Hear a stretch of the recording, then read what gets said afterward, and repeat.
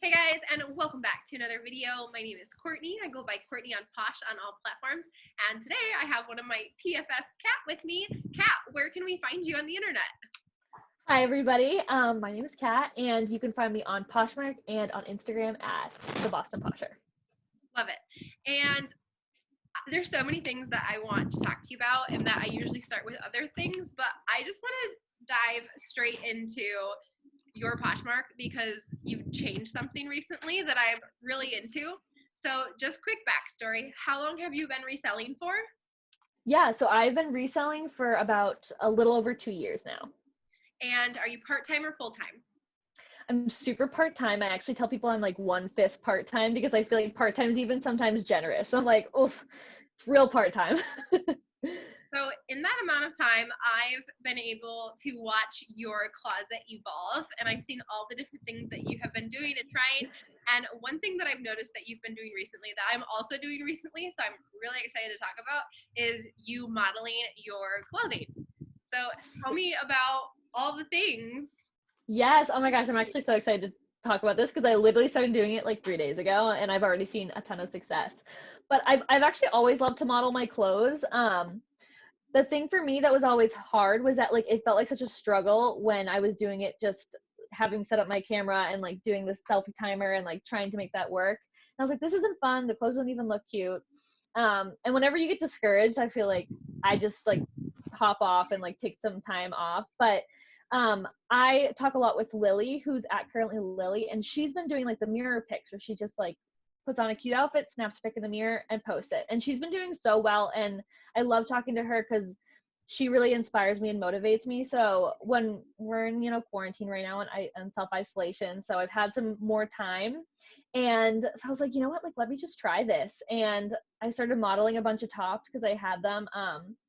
And they started looking really cute. And I bought this preset a little while ago from this blogger that I really like, and she was having a sale and she's a small business. So I was like, you know what, I want a preset. I purchased it from her. And then I'm starting to just like make this curated cover photo where like I'm trying on the outfit, I'm taking a cute pic in the mirror, I'm putting this nice preset on it, and then the pictures to follow are all like in the raw. They show like the clothing item on the hanger, and I've seen so much success with it because people are like, okay, how would this look on me? Like what is the vibe? Like what can I wear this with? How does this person look on it? And I've always felt like that's the right way to go about listing or having taking a photo and selling clothing, but I've never found like a good way to do it. And I feel like finally, like, I cleaned my room, I made it look really cute in the background, and it's going well so far. How has it translated in sales? Do you see more bundles or anything like that? Yeah, for sure. I actually had a girl who follows me that I just knew from a past job, and she saw me do this. We don't even talk that much.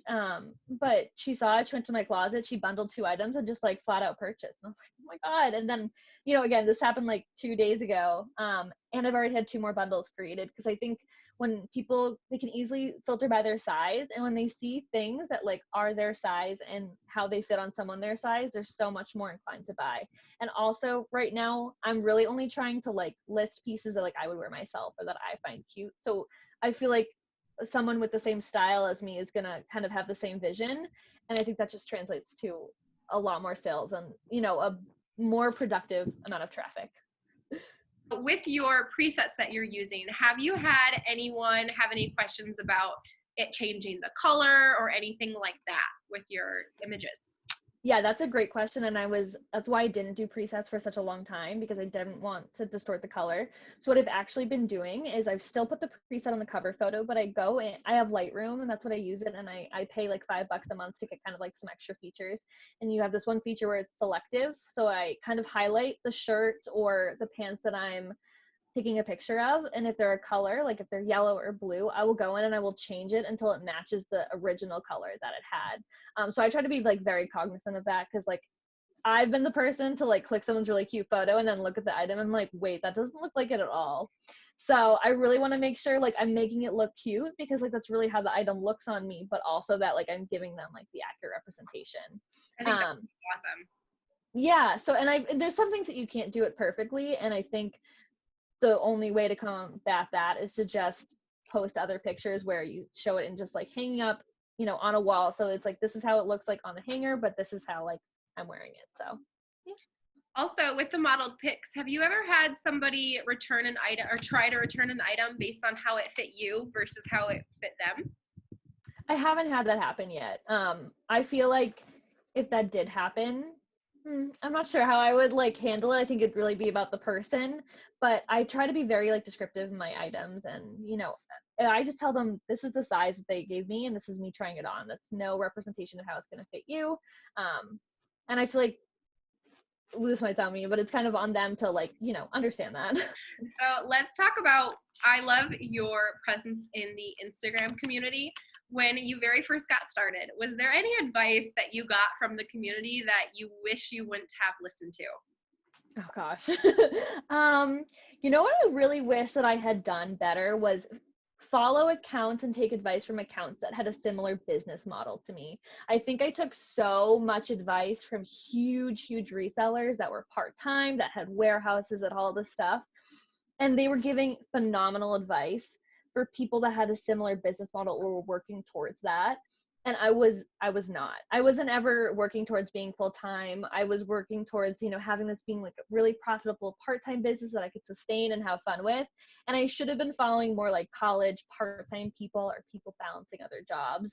So not necessarily like a specific advice, but I would love to go back and tell like, baby me or anybody starting out, like, if you're going to take advice, like really like think about who you're taking advice from and make sure that they're kind of doing the same thing, or they're doing the same styles, or like they're shopping at thrift stores and not like wholesale, because it's a whole different market and a whole different approach to the business. So I would definitely just be more responsible about who I was taking advice from.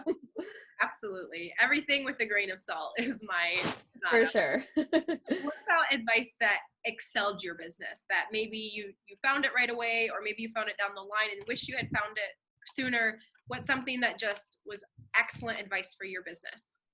Yeah, I think all the advice about comps, like I don't think I knew a lot about comps, or that I should be looking up everything and not just like trusting that, oh my God, it's free people, like I should pick it up. Like that was huge advice. And I remember it was a British Posher and Voyages of Verb. They both separate accounts that had talked about that. And I just really, it like changed my whole business, because I was like, oh, I'm not just like shopping something blindly. And like, because I would look up their retail value. I would be like, oh my gosh, this top sold for $80 in the store. Like I should steal it, when like someone would buy like $7 maybe for it on Poshmark. So looking up comps and understanding what the resale versus retail value is was huge. Game changer. I feel you. I was exactly the same way when I started. I think that's a solid piece of advice. What about other platforms? Do you cross list to any other platforms besides Poshmark? Yeah, so I cross list to Macari and eBay occasionally. That's like, it depends on if I'm like really like, okay, like we just gotta sell, like let's just put it everywhere.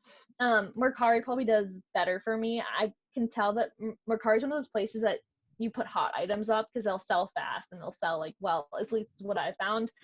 eBay, I don't know exactly how to do eBay. Like sometimes I like have great wins and sometimes like things don't even get any views and I'm like, I don't even know how to get it views. So eBay's a tricky place for me, but Poshmark's definitely like my main platform. Do you have any tips or tricks for the other platforms that you've figured out?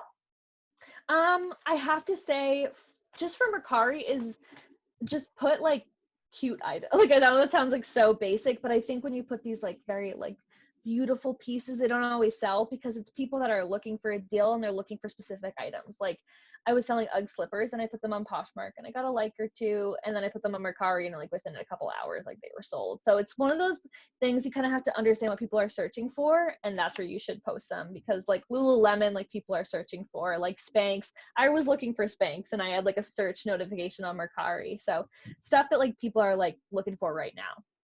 Do you feel that part of that might be demographic? Do you feel that there's a different demographic on Macari?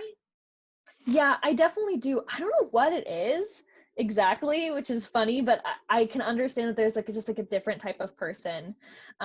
People aren't looking for bundles on Mercari. They're not kind of, I wouldn't, because I know some people source on Poshmark and stuff. Like I don't think people are sourcing on Mercari, at least from what I understand. I think they're just looking for like that one item that they've been looking for and they want to get a good deal. I can't check in with my PFFs without talking about the community in general. So, Kat, who are some people in your community that you either know in person or that just really influence you in the Instagram community that you've come across? Yeah. Oh my gosh. I feel like the whole community in general, like I would love to shout out every single person because it's a community like no other. I think there's a lot of love and there's a lot of support. But some people that, for one, that I've like bonded with, that I've actually met in person, I've hung out with Poshfest, I like keep like a regular like conversation going with. One would be Lily. I already talked about her, but her handle is at currently Lily. We literally talk every day. We FaceTime for like 2 hours a day. She's my person to bounce ideas off of, get motivation from, keep me going when I'm in a lull. I do the same for her. So she's amazing. And then also is Paula. I believe her handle's at Shop Paula Joanna. She's just funny and she's a dry sense of humor. And I feel like everybody needs that in their community. You need someone that doesn't take stuff so seriously. But when I've hung out with her at Poshfest, she's just like so supportive and so nice and so sweet. So I love her. And then the third one is at Pump and Barter. Her name's Ashley, and she's similar to Paula. She's a dry sense of humor. She's always like showing videos of her kids, but she also has like such a beautiful style. Like she loves vintage pieces, and they're just such gorgeous like dresses and sweaters, and I absolutely die for her style. I don't even know how she has an eye for it, but it's absolutely beautiful. So I should check her out too.